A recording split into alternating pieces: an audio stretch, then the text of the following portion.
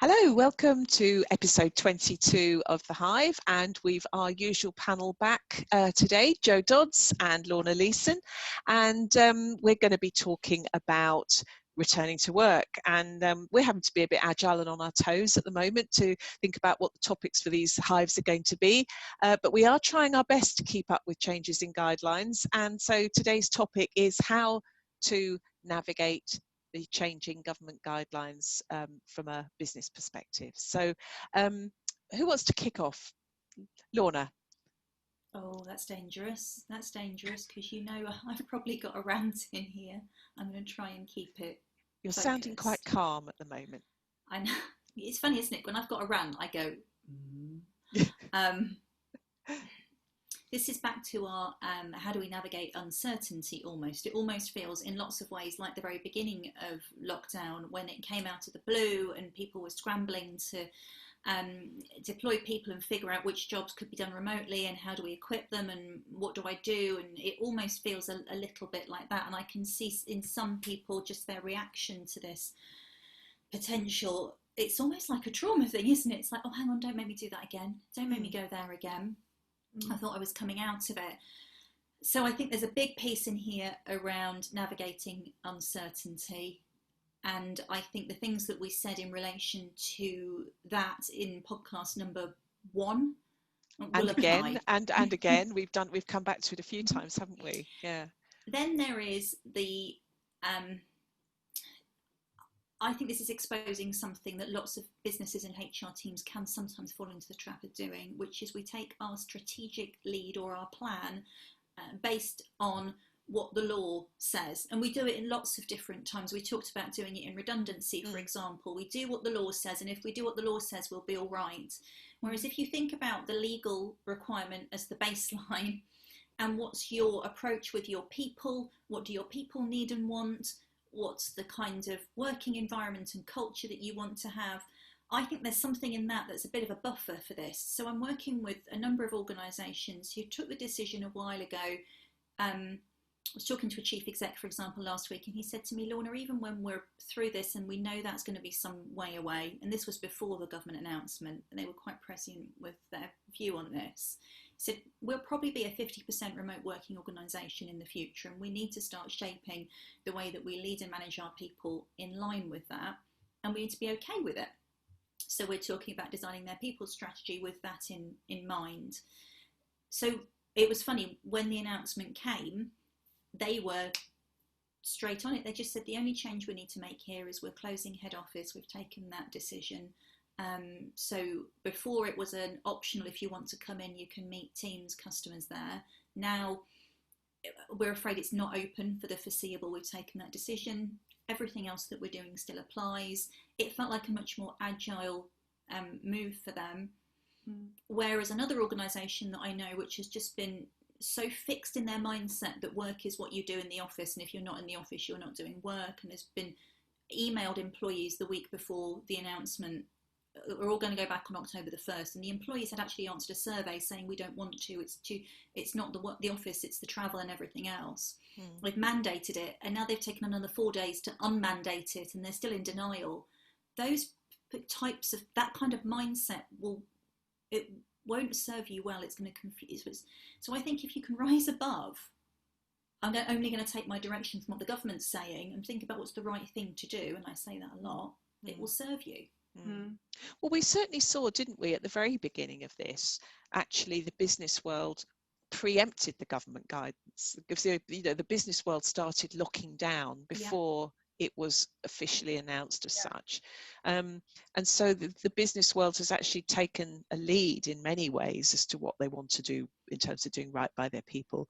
But picking up on this point, Jo, coming back to one of your favourite recurring themes of these podcasts, which is about treating people as individuals, there's a lot being written and a lot being talked about in terms of, or was being talked about in terms of the return, particularly from the point of view of those people whose home lives, home environments don't enable them to work from home easily. And this does present another set of problems for those people who perhaps were thinking hallelujah, I haven't got to carry on working with my laptop perched on my knee anymore. I can get back to work, and I can have the infrastructure around me to help. So what do businesses need to do to try to take all these things into account, do you think, Jo? Well, I think, you know, as you said, my ongoing thing is always, it's, you know, what works for individuals as well as for the business. And you know, to Lorna's point, one of the things that's frustrating me in the world at the moment, not just in the business world, is exactly what you've just said about following the rules, or using the rules as the thing. So, you know, even if you think, forget business at the moment, you think, you know, people sort of say, well, you can do that and you can't do that, and then it'll be fine. And I keep sort of thinking, well, hang on, the virus doesn't follow the rules. It doesn't know what the rules are. It just does what it does. So saying, oh, well, I'm going to do this because I'm allowed to have 6 people, or I'm allowed to go and do whatever, feels to me like we're doing what we're told we're allowed to do, so we do it. And I keep applying the rule of, is it necessary? So I could go back to choir because it looks like it's going to be starting in the next few weeks, but actually, is it necessary for me to go in a room, albeit distanced, but from like 92 other people, to sing?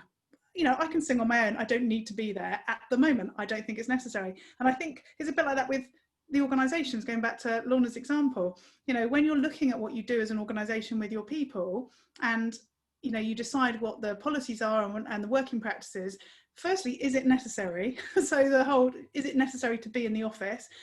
For some people, it might be, whether that's because of the type of work that they do, or, as you said, Jo, their sort of circumstance at home. It might be, albeit they can't be at the moment. But, you know, how can you make your sort of work situations such that those people who feel it is necessary can do that, and people who don't.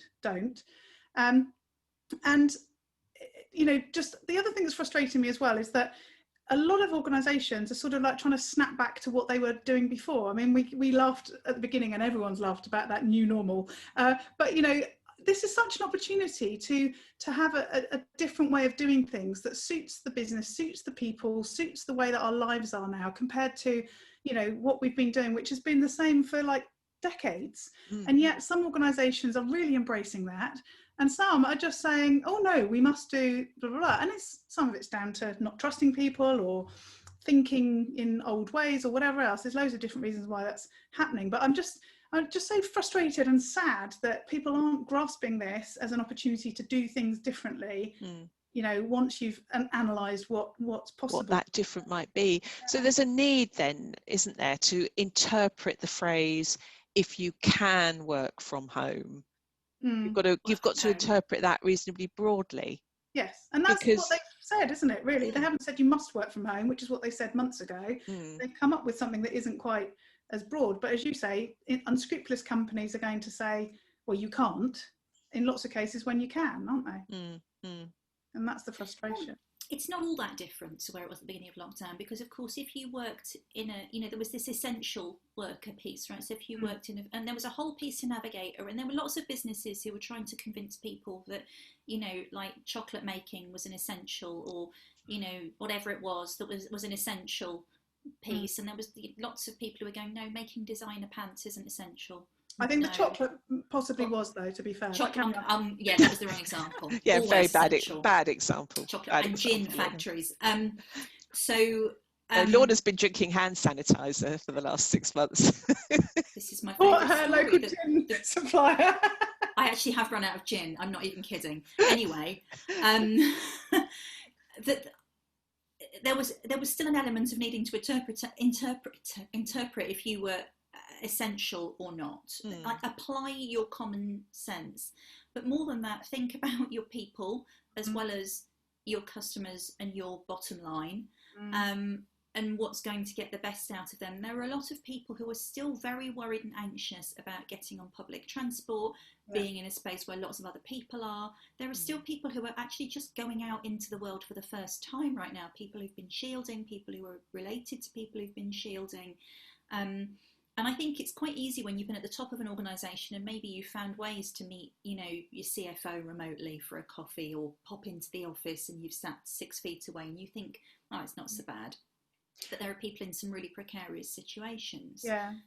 I think the other thing, and I've, again, in sort of personal life, I've had this happening, and I'm sort of extrapolating it back into the business world, again, thinking about individual situations, it's that sort of peer pressure or pressure, you know, other people are doing stuff. So some people have been out and about doing everything they wanted to all along, and actually some of those people don't believe there's even a problem.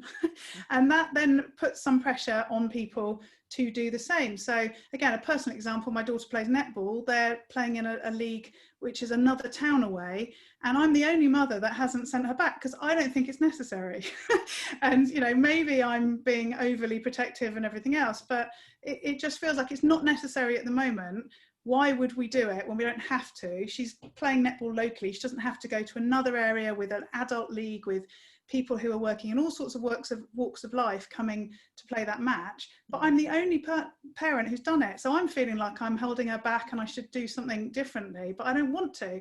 And how does that work in organisations? Again, you know, some people are absolutely fine. They're happy to go on public transport. They're happy to go back into the office, and other people aren't. But where does that balance of influence sit? And it sits with the people who are setting policies and making decisions and you know, working with the people, and they've got to be aware of all of those complicated you know, individual situations and thoughts, and how that works across the whole organisation, not just individuals or themselves. So in terms of summarising our guidance as to how to navigate changing government guidelines, take individual circumstances into account, interpret the guidelines broadly without taking them too rigid. Use them as a baseline, not an instruction. Yeah, and use it as an opportunity to think about what could be and how you could be different in the future, rather than assuming you've got to work out a way to carry on doing everything as you used to and just compromise in the short term, because it might not be that you have to do that. You might be able to do something completely different, which would be even better for everybody. Yeah, ask your people, employee voice. Absolutely. Lovely. Thank you, Lorna, Jo. That's great. Thank you very much. Thanks for listening.